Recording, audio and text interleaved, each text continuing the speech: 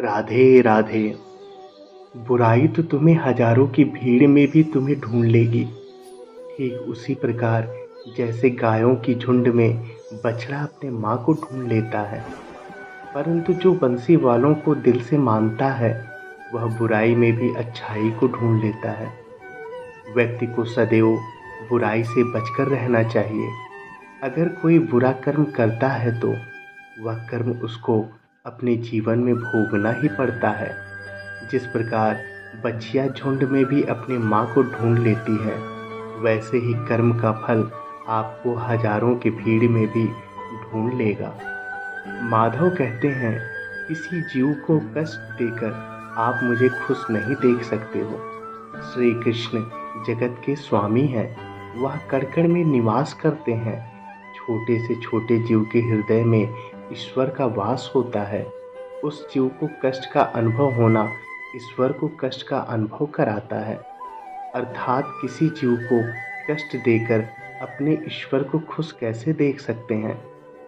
वह दिन मत दिखाना कान्हा कि हमें खुद पर गुरूर हो जाए। रखना अपने दिल में इस तरह कि जीवन सफल हो जाए।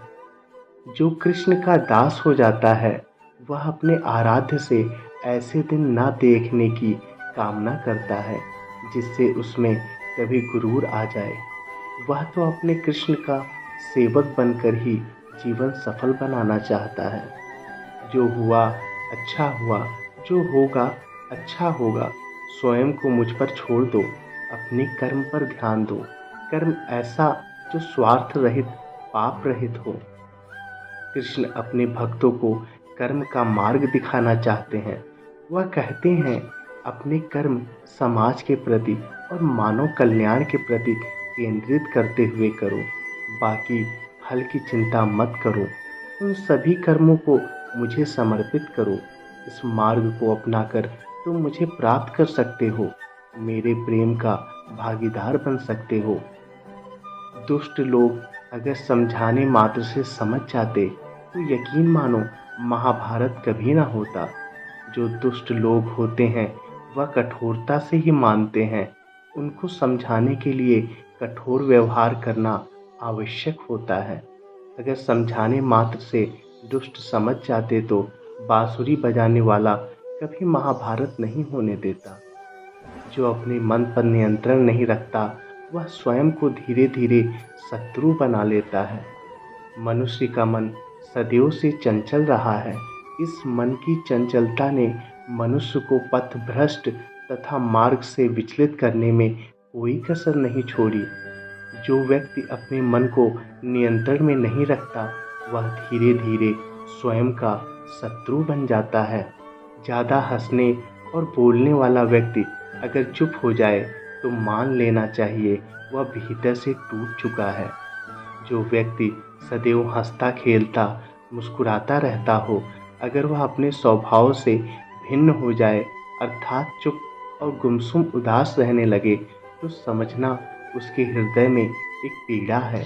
उस पीड़ा ने उसे कमज़ोर बना दिया है।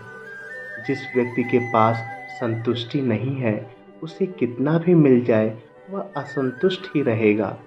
जिस व्यक्ति के पास संपूर्ण धन दौलत, ऐश्वर्य, वैभव सब है, मगर संतुष्टि नहीं है, उस धन दौलत का कोई अर्थ नहीं। वह सदैव असंतुष्ट की स्थिति में ही रहता है। जिसके पास संतुष्टि है, वह थोड़े में भी संतुष्ट रहता है। जिंदगी में सदैव अवसरों का आनंद लेना चाहिए, लेकिन किसी के भरोसे को तोड़कर नहीं।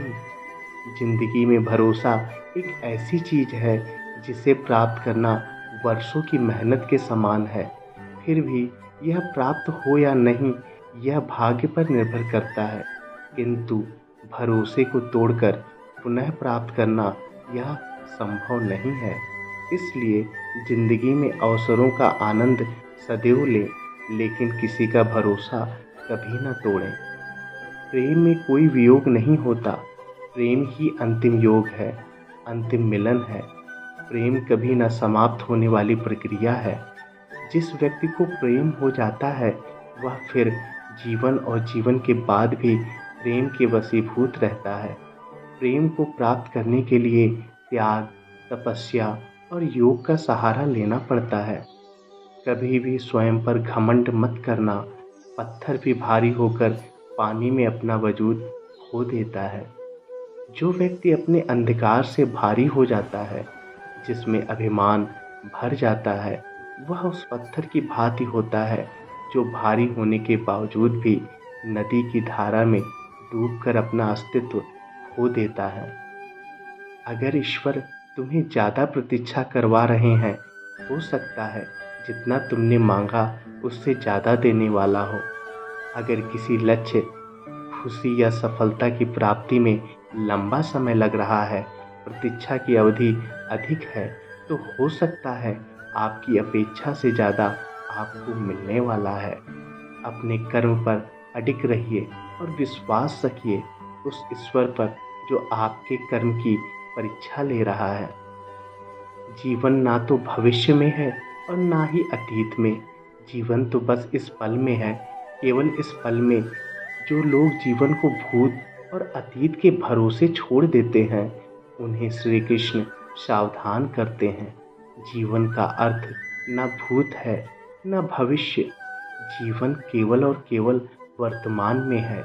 इसलिए वर्तमान में अपने जीवन को आनंद पूर्वक जिए। निस्वार्थ कर्म को अपने जीवन में अपनाएं। मैं विधाता होकर भी विधि के विधान को नहीं टाल सकता। मेरी चाह राधा थी और चाहती मुझको मीरा थी, पर मैं रुक्मणी का हो गया। भगवान श्री कृष्ण कहते हैं, जो विधाता के लेख में होता है उसी का फल हमें मिलता है। विधि के विधान को स्वयं ईश्वर भी नहीं टाल सकते। जिस प्रकार राधा से कृष्ण निश्चल भाव से प्रेम करते थे, प्रेमिका के भाव से मीरा कृष्ण को पति मानती थी, मगर विधि के विधान में रुक्मणी का साथ लिखा था, जिसे स्वयं विधाता भी नहीं टाल सके। क्रोध की अवस्था में भ्रम जन्म लेता है। भ्रम बुद्धि को नष्ट कर देती है और बुद्धि के नष्ट होते ही व्यक्ति का पतन हो जाता है।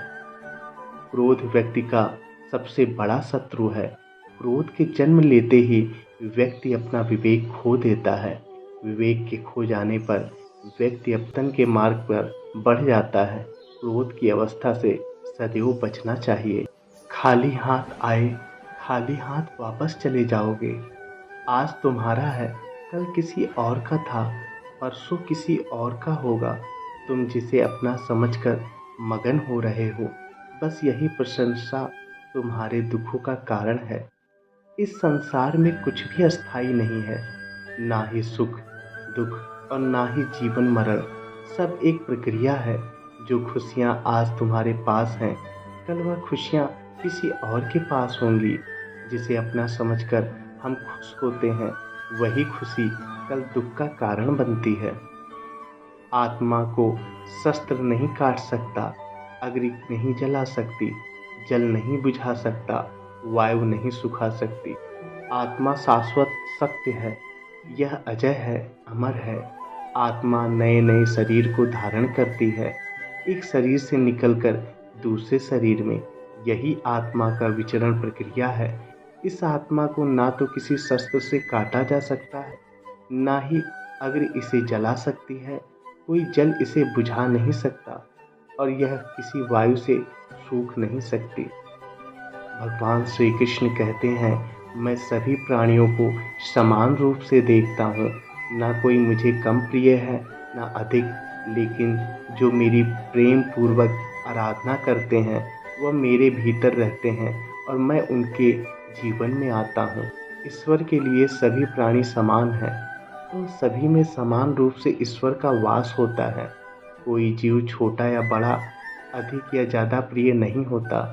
जो अपने ईश्वर की विशेष आराधना करते हैं, पुकारते हैं, उनके साथ वह सदैव उपस्थित रहते हैं। वह जो सभी इच्छाएं त्याग देता है, मैं और मेरा की लालसा तथा भावना से मुक्त हो जाता है, उसे शांति प्राप्त होती है।